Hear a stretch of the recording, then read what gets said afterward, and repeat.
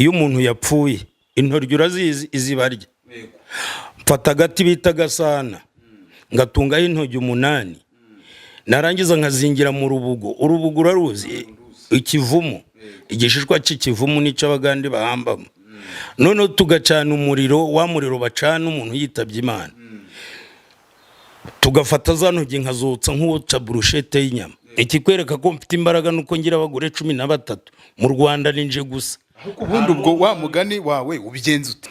So tuje gusura umugabo w'icyamamare mu karere ka Musanze, umugabo ufite abagore nimba ari 300 nimba ari maganga simbizi yitwa Sarongo wa hano i Musanze tuje gusura, tuje kureba imibereho ye ndetse n'abagore be bamaze kwaturangira iyi gate mubona tuhagaze imbere niho kwa Sarongo afite abagore je umubare sinkuzi uko ubanza hari umubare uhinduka buri munsi w'abagore wenza biterwa nabo bahuye, tuje kwisura Sarongo ndetse n'abadamu be turebe uko bimeze.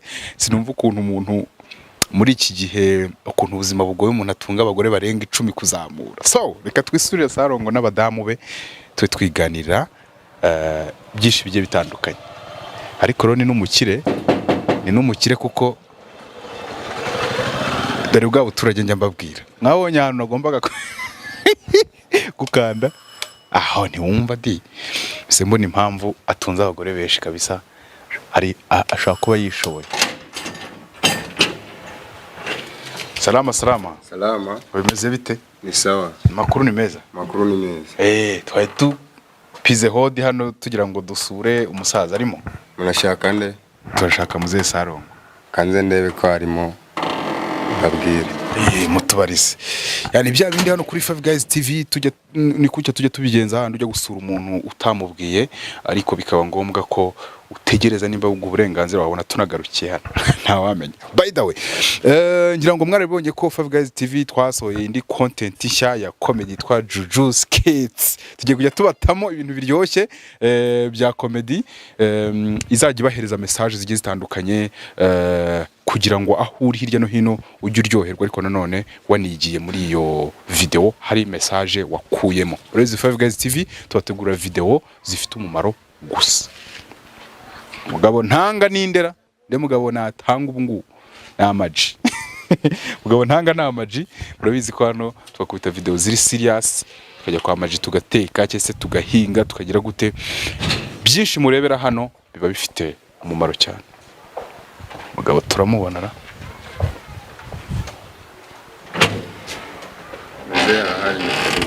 arimo karibu cyane tubanze dusure ubwo umugore wa mbere nuri yandi kureba muraho amakuru dukomeze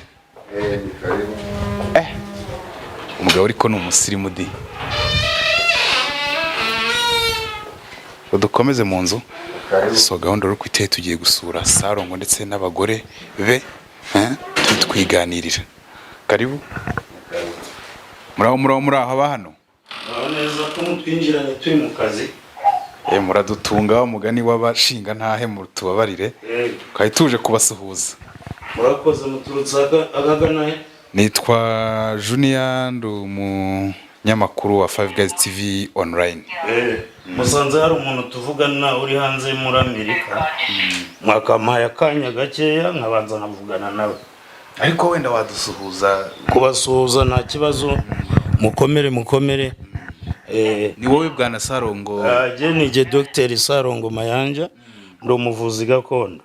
Okay, murakoze cyane muturutse hehe muje gukora iki muri abanyamakuru? Nkubwiye nti nitwa Junior kuri Five Guys TV online TV. Yego murakoze cyane. Yewe nabonye amavideo yawe menshi agiye atandukanye bati mugabo ufite abagore 100 magana ngaye mu kanya hanze ndavuze ngo nabagore 300 hanza nakubekeye uri muntu cy'ubundi. Jewe ndi Dr ndumuvuzi gakondo mfite abagore 13 ariko abonerekanye 12 undi muzanye vuba afite atuye hafanga. Ufite abagore 13 reka bari cyo kintu duheraho abagore 13 nundi mushyashya n'undi mushasha uje vuba amaze ukwezi. Ubwo ni 12 werekanye ubushize nibo twari twabonye, noneho ukagira n'undi mushyashya. Nuko mu ntungu yaba yagiye mu kazi nawe nakamuberetse, genda umuvuzi gakondo wabigize umwuga, hagira abana 31, abakobwa 9 n'abana 22 b'abahungu. Hano rero abantu biraza kubagora kubyumva batari kubareba, abo abagore ndetse n'abana nabo twari tuje kureba na hano, uretse ko tugusanze mu kazi kawe nako uraza kukatubwiraho bari he. Abagore banje baba bagiye mu kazi, wabinteguje bose bari guhurira ahantu hatandukanye. Jewe ubundi ni umusirikare wamugariye ku rugamba rwo kubohoza igihugu. Umugore umwe atuye i Kigali Masaka mu nzu Perezida wa Repubulika, ndamushima cyane yaduhaye nk'umusirikare wamugariye ku rugamba. Nkaba ntuye ni Muhanga, nagize ubushobozi rero mbasha kububakira ahantu hatandukanye, niyo mpamvu utabasanze hano baba bagiye mu kazi. Bivuze ngo ubwo umwa abukwe n'undukwe abagore banje bose bafite uko babaho, bamwe bagiye mu kazi, bamwe ni abatayeri, abandi ni abacuruzi. Niyo mpamvu rero murantunguye musanze mvugana n'umuntu, niyo mpamvu nari mbanje kusa n'utabaha karibu neza. Nandi kuvugana n'umuntu uri muri Amerika, umugore we yari yaramutwaye ibintu byo mu nzu akajya amuca inyuma ajya mu bandi bagabo.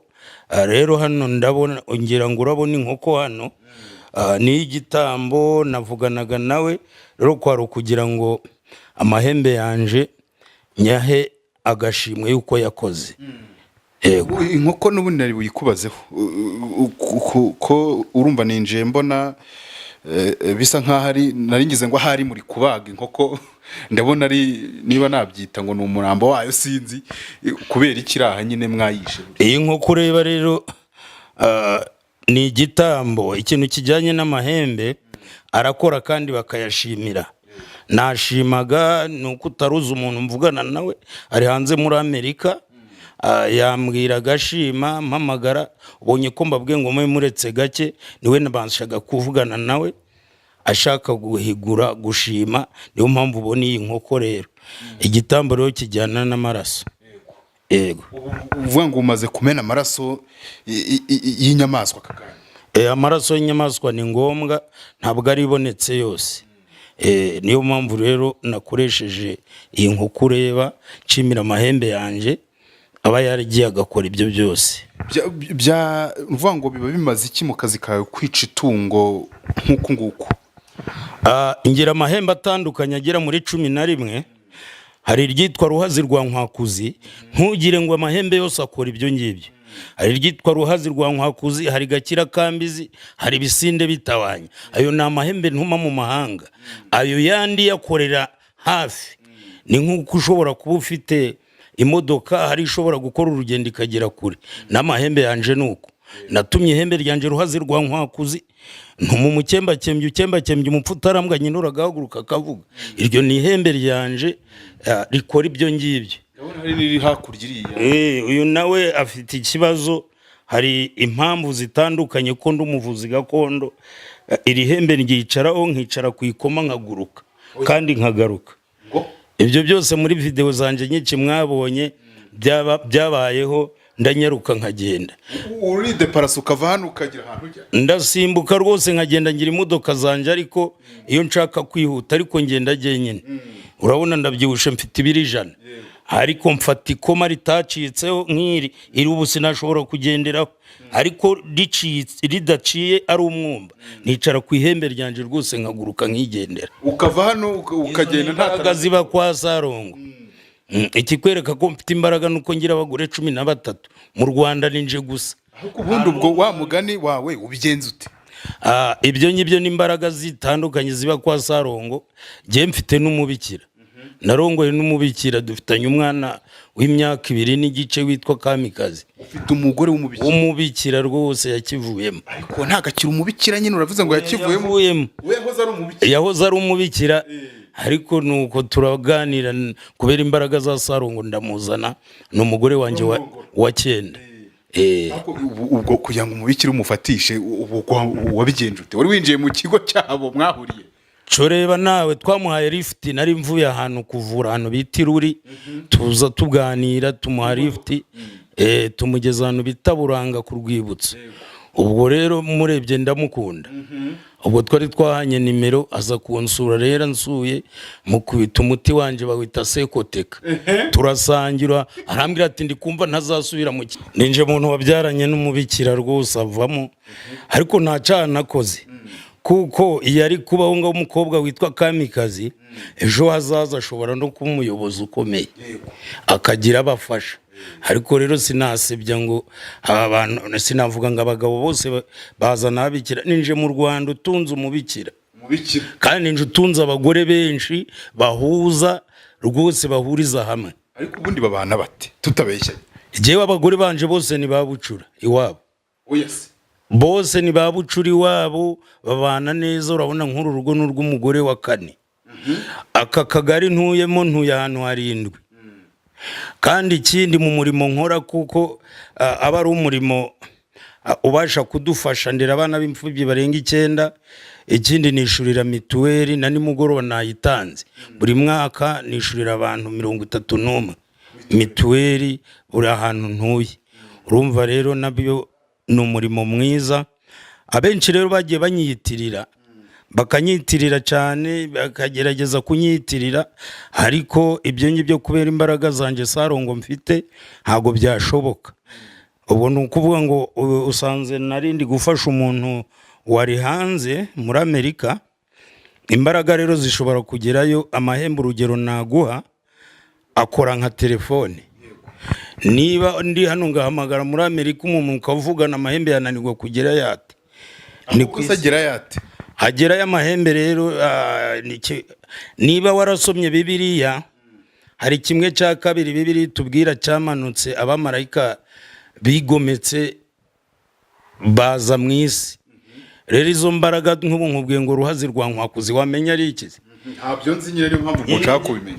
Ihembe ntabwo ari ihembe ry'inka, ni imbaraga rwose zidasanzwe. Dore nk'ubu ngubu amahembe yanjye niba amaze gufasha uriya muntu nakubwira gusanze mvugana nawe, uzi ko narimba hejeho gakeya, kwari ukugira ngo mbashe kumufasha. Kandi abagore banje urambwira uti babana bate? Mbere ntaragira ubushobozi, nagiraga abagore 7 baba mu nzu imwe, twaranakodeshaga. Bibaho ibyo bintu? Abagore 7 mu nzu imwe ntibishoboka. Bibaho, babanaga mu nzu imwe, ariko maze kugira ubushobozi buri mugore nkagenda mwubakira ku giti cye, nkamwubakira rwose. Inka turazifite, dufite ubushobozi, nta wakwicwa n'inzara. Kubera abantu bashima. Nk'ubu uyu mugabo si ngombwa ngo nkubwire ngashimishije iki ngiki, ariko niba umuntu ashimye akaguhereza miliyoni 2 z'u Rwanda, urumva ntago wananirwa kuzirya ukwezi, kubera ishimwe ry'ibyiza mba mukoreye. Hanyuma narimvuze nti n'ubundi tunyarukire mu kazi n'ubundi kajyanye n'ubuvuzi bwa gakondo, kuko nyuma gato wari wavuze ngo wahoze uri umusirikare wamugariye ku rugamba. Ibyo by'ubuvuzi gakondo ubwo byaje bite? Rero jewe ababyeyi bacu twavukiye mu Rwanda, bajya Uganda, bajya gupagasa. Bagiye gupagasa, jewe nza mu ntambara yo kuboza igihugu nzanye na bagenzi banje. Nuko maze gutaha, maze kurasirwa ku rugamba, mboneyo no gushimira ingabo zamugariye ku rugamba, bose ndabasuhuje, abo twabanye nabo tutabanye. Rero naje gusubira Uganda maze kurasirwa ku rugamba, maze gusezererwa mu ngabo, kuko namugaye. Ngeze Uganda, nja ku mukecuru umwe bamwita Narongo, utuye ahantu bita Buhungu, anyigisha kuvura, ariko nanje ngenda nciramo ibirungo. We akoresha rubare mu Kinyarwanda navuga Nyabingi. Nagiye rwose, maze kugerayo umukecuru arambwira ati mwana wanje rero dore nguhaye impano yo kuvura. Ndamukunda cyane. Nejo bundi umudamu wanje yagiye kumusura Uganda, aracariho, atuye mu musozi wenyine ahantu bita Buhungu. Nawe abashije kunyumva, ndamusuhuje, ndamukunda cyane. Rero Sarongo ntago ibi by'ubuvuzi gakondo bajya kubyiga ku ishuri, biraza ni impano kugira ngo umuntu agusobanure ngo ihembe ni iri kutaribona n'amaso se kandi ndi kurireba riri ntabwo ari ririya ni ihembe ry'inka ririya ureba ariko rikagiramwo izindi mbaraga. Yego. Hanyuma ubihuza ute rero kuko tugusanze uri online niko nabyita urimo uvugana n'abantu ndi kubona hari n'abandi bantu bari hano wenda baraza kudutunga tutaba twabangamiye aba bari hano wenda ni bantu ki kugira ngo aba bantu buri wese afite ikibazo cye. Urabona uyu mukobwa wicaye hano afite ikibazo cyamuzanye si ngombwa ngo nkikubwire ke ntacyo aravuga uburenganzira usanze nkivugana n'abantu urabona hari abantu batandukanye hari n'abarwayi bari mu gikari baryamye bagihabwa imiti nta bitaro ngira ntago ntanga ibitanda ariko umuntu aje aturutse kure ntago wamubwira ngo ugenda ngo ntabwo urakoze. Hanyuma nari ndimo mvuga nti ubihuza ute no kuvuga ngo uri kuri internet cyane ko abantu barabizi ko internet igezweho ubu ngubu niyo dusanga ibintu byose hano online ubihuza ute rero ukorera akazi kawe gute ubifashwemo na internet nka kuriya wari uri umuntu uri hanze rero mu bihugu bya kure kuko isi yose bimbona ngerageza iyo mbonye amazina y'umuntu iyi sura umubiri ntabwo ari umuntu ubwo izina ni ryo muntu kumenya izina yiswe n'ababyeyi akivuka aho ngaho ngomba kumufasha kuko mfata amazi ndaguha urugero rwa mbere. Uganda iwacu iyo umuntu yapfuye intoryi urazizi izibarya mfata agati bita gasana ngatungaho intoryi 8 narangiza nkazingira mu rubugo urubugo uraruzi ikivumu igishishwa cy'ikivumu nico abagande bahambamo none tugacana umuriro wa muriro bacana umuntu yitabye Imana tugafata za ntoryi nkazotsa nk'uca brushete y'inyama mu gitondo iyo dufashe ziriya ntoryi nkazipfunyika mu rubugo nkarambika mu isanduku iyi ngiyi bajya gushinguramo uzi impamvu mba mbikoze gutyo iyo bamushinguye giye ngafata inzogera yanje ikorewe nta kibazo mpereza kwako kebo ntabwo nabikora ubwo umuhungu wawe nayigo mperezana inzogera yanje uri kureba rero ntabwo ari inzogera isanzwe genja ku gituro ngahamagara wenda kamvuga urugero umuntu yitwa Kubwimana nkavuga ntuyu ni umukembakembye umupfu utarambwanye intura gahaguruka kavuga intura mvuga ni intoryi iyo rero yazihambanywe mbyumva nka telefone akavuga ngo ncanoge intura nzijya ibyo ni ibiki ngo ndacaha intoryi ndaje ntago yavayo ariko iyo batamuhambanye intoryi ndamuhamagara akazamuka nkamuhindura umusambwa urawuzi ni igini uje wumva amagini uwo ujya uyumva gusa ukumva bunaka ngo haba impanuka kubera amagini rero uwo mu Rugande tuhita umusambwa ibyo saro ngo ninje ubikora muri Rwanda.